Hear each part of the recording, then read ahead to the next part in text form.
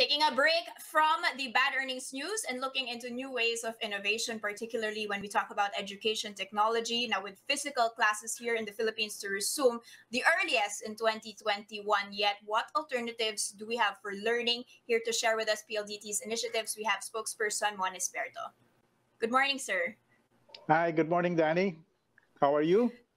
I'm good, sir, and you look very well and healthy indeed. So very good to see you looking so good. Sir Mon, PLDT is now taking education under its wing. In addition to Yeah. a lot of things that it is, doing right now, you guys have launched a webinar series. This is specific to equip the administrators and teachers and help students for blended learning. Yeah. Tell us more about that.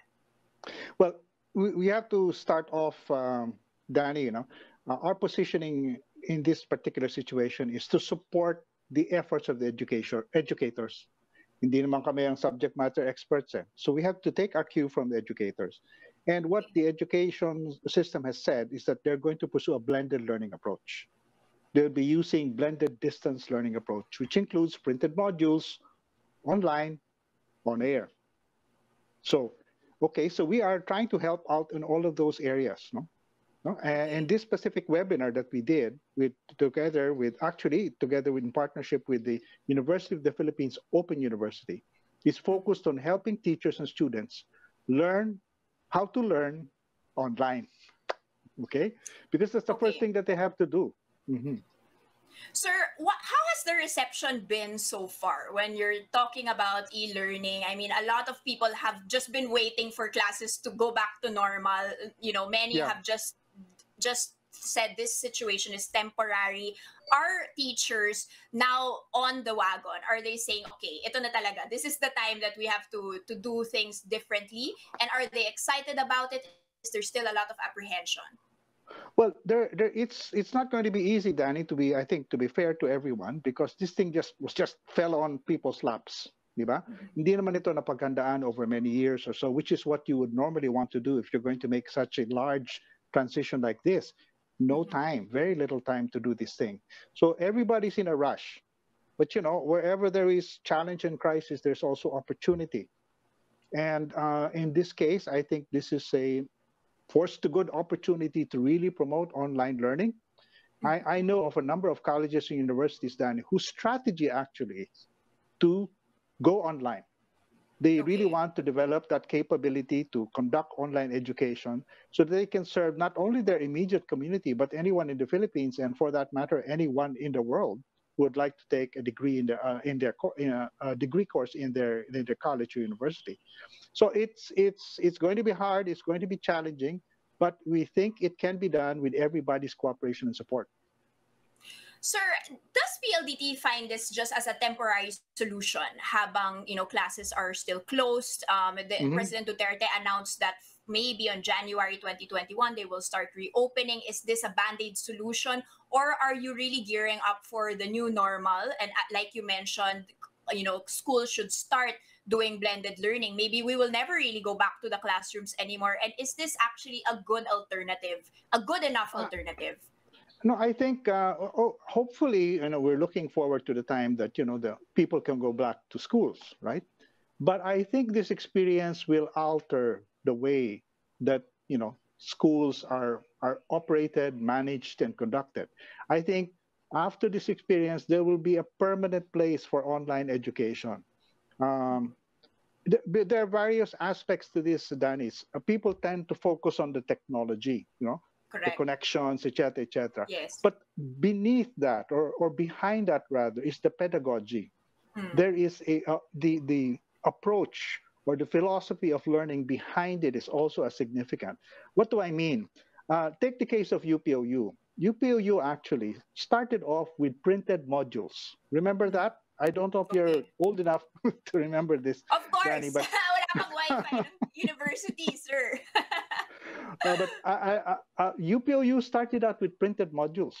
Their students would go to a certain place, pick up the modules, and then mail it back, and they would receive mail also. And later on, when email started, they would get email. But it started with printed modules. And they evolved an effective system for learning that actually delivered. No. Okay. There's another thing behind it that I want to highlight, because this is often overlooked. when you go into distance learning, you cannot be as reliant as you would normally be in a school on your teacher. Okay, it's more And independent learning. correct.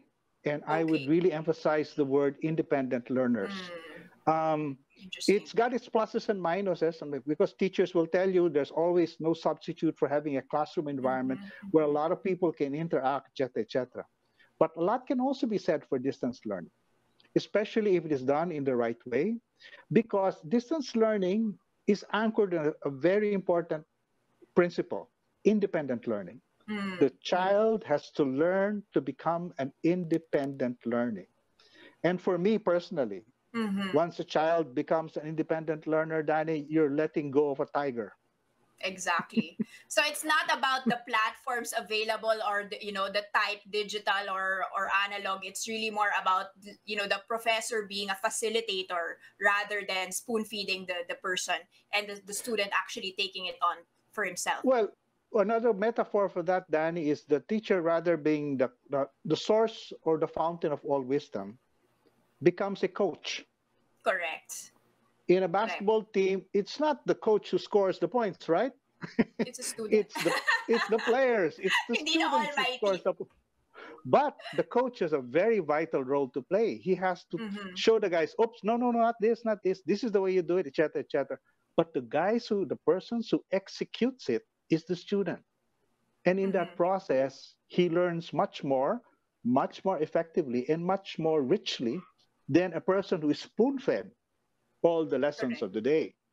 So it's not just the technology. You have to look at the pedagogy. Oh gosh, I'm sounding like an educator. Anyway, That's great, sir. We want that. no, well, when You you have a listen to future all, plans. well, we'll talk about that. But We'll talk about when you that. Go listen, ahead, sir. when you listen to the experts, you kind of get something, you get wet somehow, But Mm-hmm. but for me, that was my biggest learning. That technology is great, it's fine, but Mm-hmm. you have to combine it with the right pedagogy, the right approach, the right learning strategy. And for me, the most impressive thing, and this is something I really emphasize because people tend not to see it because it's hard to see, it's Mm-hmm. underneath. Mm-hmm. It's independent learning. If we can Okay. get our students through online learning, through distance learning, through modules, to become more and more independent learners, oh gosh, I Mm-hmm. think that's great. I think that's great. So very good point there. Other studies have actually shown that the students or the Filipino population in general are very tech savvy, diba? So they have what it Mm, takes. mm, It's mm, really a matter of the infrastructure, the government also supporting the initiatives and also the upskilling that's happening. But you've mentioned about infrastructure. I'm gonna have to ask, what are you mm. doing in terms of that? There's still even telecommunication companies have said, people are cutting on their data plans because there's less money in consumers' pockets. Of course, even if they want to do Mm. certain things, it's going to be expensive. Staying home, keeping the power on. Usually Yeah, going to yeah. school is actually the time where you don't use the data. You don't need to pay for internet Ah, anymore. Diba? How are you mm. making these things more accessible and sustainable? Okay. I go back to what I said earlier. We take our lead from the educators because they have the overall view. They know what the situation of their school is, their teachers, and their students. So we ask them, what do you need? How can we Mm-hmm. help? And we've been doing that with individual schools and with school associations, for example, like PACU, Mm-hmm. the association, which has, I think, over 186 colleges and universities as members. We have been Yes. discussing with them. We've also been talking, of course, with DepEd, and listening to what they want to do. Because that's the starting point. At the end of the day, Sir, it's not what we sorry want to to do, interrupt. it's what they Does want to does do. this Sure. does this come into play with the TV platforms that the government is looking at? Are you going to somehow have some sort of collaboration? Well, I understand, Danny, that Signal TV has made a proposal itself, Mm-hmm. offering two of its channels for possible use as educational channels. And I think Okay. that's a great proposal. I mean, I understand the other TV networks have also offered their services, which is fine. Kasi kailangan tulong-tulong ito. Mm. No single group can do this. But the idea of using television and radio is is also an interesting alternative. Really, it's Okay. the question, the challenge for us, Danny, is not the technology only.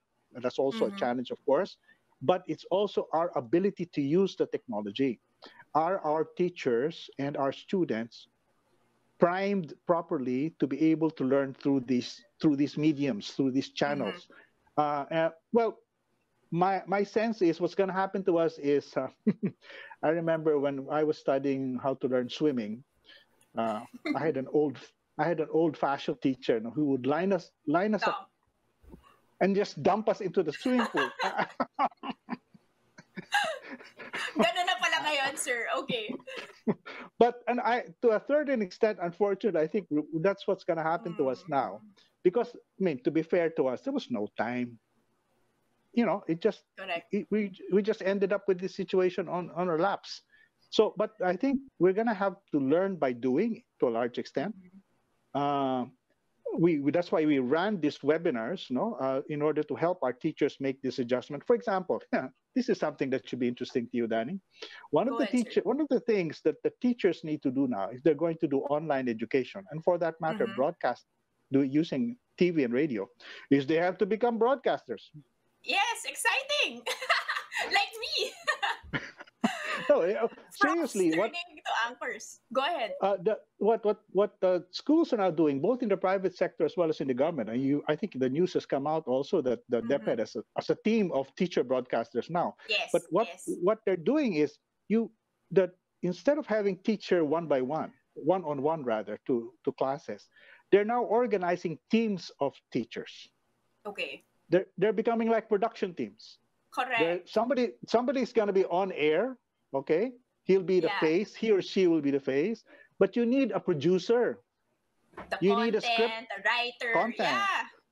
somebody has to produce infographics and multimedia materials to support Correct. your lesson. So that's one of Yes. the changes that teachers have to do when they go online. They're going to Mm-hmm. have to reorganize themselves. I know one school, one college that has really been pushing it. They had already ambitions of becoming an online university even before COVID. Now they're going full blast. No? They're reorganizing Mm-hmm. their faculty so that the teams are now organized as production teams for Okay. multimedia broadcasting. Super Okay. fun, sir. Sir, before I let you go, tell us about that school in a bag. How many schools will get these Uh, bags? What's inside this bag? And how do you select the priority areas? I mean, everybody needs some sort okay. of help here. Which ones are you focusing on in terms of the highest need? Is it elementary education, high school? You know, what is it? Higher education? What are you focusing Okay. on? Again, we take our lead from the educators. And the word we're getting is that we need to focus this kind of effort, school in the bag effort, for schools in remote areas, uplands, or in remote islands, small islands, no? Where we have, I think, I don't know, I forgot the count already, something like 3,000 schools that don't have water and electricity. Okay? Okay. So Okay. those are the target areas. Also, those schools which are multi-grade. You Mm-hmm. have grade 1 to 7 in one classroom. Ah, Okay? interesting. Okay. To give an example of what that means, we did a program with UNICEF, distributed about 50 of these school in a bags to schools in the provinces of the island of Samar. And Okay. the reason why those schools were chosen was because they're predominantly multi-grade. Mm-hmm. And using these, we have already developed a system that how you can use the devices. The current design of these school in a bags is there are 20 tablets in each Wow. bag, together Okay. with one laptop for the teacher. And the idea is to use these learning devices because they come with software and educational Mm-hmm. content. Okay. They have apps, for example, that teach you in Waray how to Nice. count and the alphabet. So we have Okay. Waray, Ilocano, Kapampangan, of course, Tagalog, Cebuano, and we also have one in Arabic. Okay, Interesting, sir. so So, go ahead. so we target those areas, no, which Mm-hmm. have these special requirements. So, like I said, we'll take our lead from the educators and follow the lead where to deploy. and also the low-hanging fruit and the ones most important. And sir, finally, congratulations on 25 years as the face of PLDT and Smart. We just want to You're say thank you reminding so me much how for old I being. am. No, thank you so much for being here and supporting our show all the time. Any exciting plans moving forward, sir? Nako, abangan na lang. I'll give you the usual showbiz answer. Abangan na lang. Okay, Okay. so that was of course Mon Isberto from PLDT. Thank you, sir, and Godspeed. Stay safe, sir. Thank you very much.